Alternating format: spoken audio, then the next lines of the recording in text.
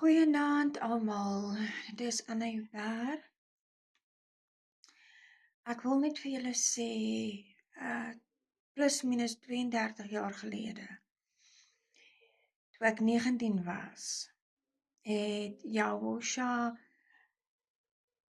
vir my 'n droom gegee, of ek dink op daai stadium dink ek, was dit nie 'n droom nie, dit was 'n buiteliggaamlike toer wat hy my gegee het. Want in dit het ek soos van uit die ruimte uit afgekyk op die aarde, wat 'n ronde bal was. En ek het gesien dat daar 'n klomp gangetjies is wat met glas toegemaak was op die aarde, en binne in die gangetjies, soos 'n muurnes, het mense in rondgeloop in gestreepte klere, asof hulle gebrainwash is en in gevangenskap is. En ek het gesien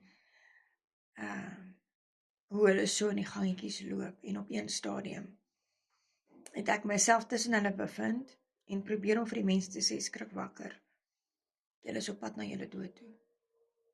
Maar dit was asof hulle nie kon aandag gee nie, hulle kon niks doen nie. Hulle was, dit was asof hulle breine gebeheer was. Hulle het nie beheer oor emosies of niks gehad nie, hulle was emosieloos.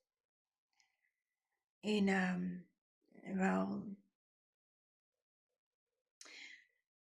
dit was waar my pad begin het, met die Vader. As 'n jeug het ek die droom/visioen, het ek dit neergeskryf en het vir my pastoor daardie gegee, nooit enige terugvoering gekry van dit af nie, want ek wou gehad het hy moet dit vir my interpreteer. Ek het niks teruggehoor daarvan nie, wag tot vandag toe. Maar dit herinner my maar net daaraan dat soos die visioen wat hy my gegee het, van die klok, die digitale klok wat ek gesien het, en die nommertjies wat nie na 0 toe hardloop nie, maar na 'n ander nommer. Wanneer ek geweet het, die tyd is besig om tot verwyning te gaan vir die aarde. Die tyd is klaar. Dit wat ons nog moes gedoen gewees het. Want die tyd daar is nie meer nie. Soos die Bybel sê in die laaste dae, die mense wat sonde pleeg, sal ander sonde pleeg en meer sonde pleeg. Die mense wat regverdig is, sal nog meer regverdig wees. En die mense wat seksuele immoraliteit pleeg, sal dit nog erger doen. Elke sonde wat jy doen, sal jy dit nooit nog erger doen. So, ek wil net weer waarsku en sê, asseblief, kry julle sake met hom reg. Kry julle sake met hom reg. Maak seker dat julle na julle lewens kyk.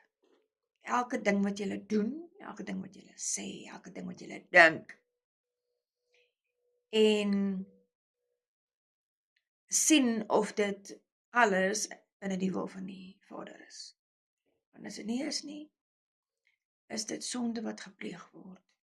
En sy Ruach HaKodesh, Heilige Gees, kan nie in 'n liggaam bly, in 'n tempel bly, wat onheilig is nie. So maak reg, terwyl daar nog tyd is, want wanneer die gelowiges voor die Bema seat, soos Perry Stone dit noem, staan, dan kan nie om vergifnis gevra word nie.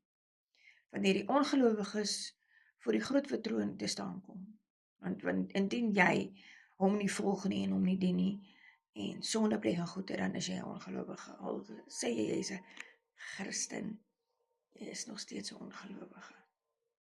En die ongelowiges sal voor die groot wit troon staan.